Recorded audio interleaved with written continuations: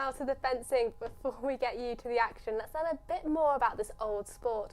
Our reporter Stan Ashcroft takes us through the technicalities of fencing, one of the only sports where you can stab your rivals and get away with it. Yes, and thankfully these swords can't do any serious damage. But fencing is an intriguing sport. Often it's seen as an elitist event which only appears during the Olympics. However, there is a lot more than meets the eye. I caught up with the chair of Salford Uni's fencing, Hamza, to get to grips of what the point of it is. En garde!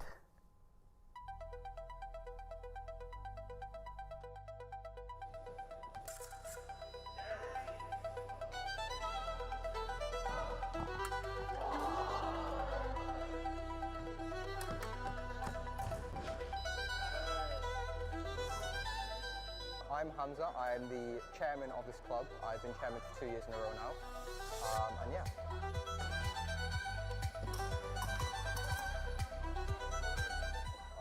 Fencing is quite a niche sport. You often see it exclusively at the Olympics unless you're actively looking for it.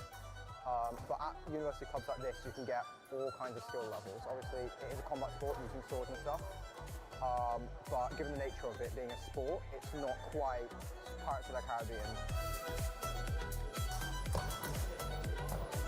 In a normal fight, you have two people, one at each side of the fighting space. You both have the same sword and you're going against the same rules. Depending on the sword, there are a few different rules, but ultimately it's whoever hits first. Some conditions can change that, but generally speaking, that's how it works.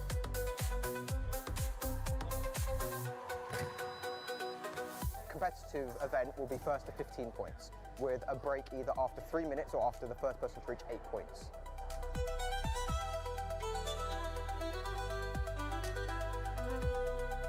So, first we've got over here is foil. This sword is probably the most standard one, you'll see it the most. On the end of it is a button. It's because when you're doing your thrusts, it will press in and you'll see later that they've got wires connected. So this will complete a circuit and signify that the point is then yours. It's probably the lightest of all the swords. It looks quite flimsy in motion, but it is as sturdy as you'll get for a weapon. Next up, we've got saber. So this one again looks more, I guess, sword-like than the others. Hold it up like this, and this has got a cutting edge. It's not sharp, so I can do this, but it's still got a side that you're meant to hit with, and a much more prominent guard. Again, with cutting, same with foil, it's got quite more intense rules, but it doesn't require a button just because the entire sword can just be electrified. As a result, the slightest tap counts as a point.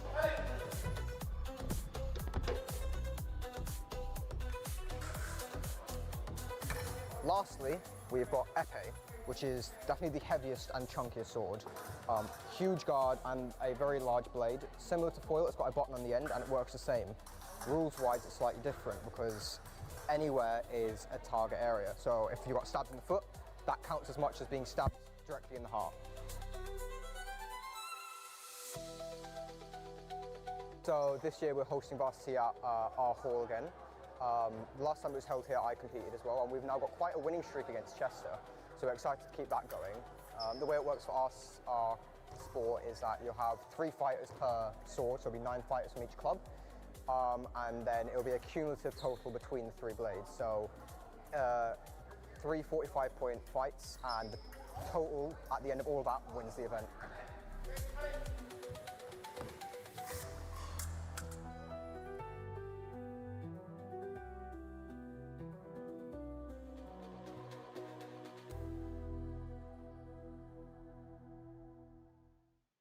So now we know there are actually 3 types of different swords in fencing. How will these nifty tools fare up against our rivals in red and black?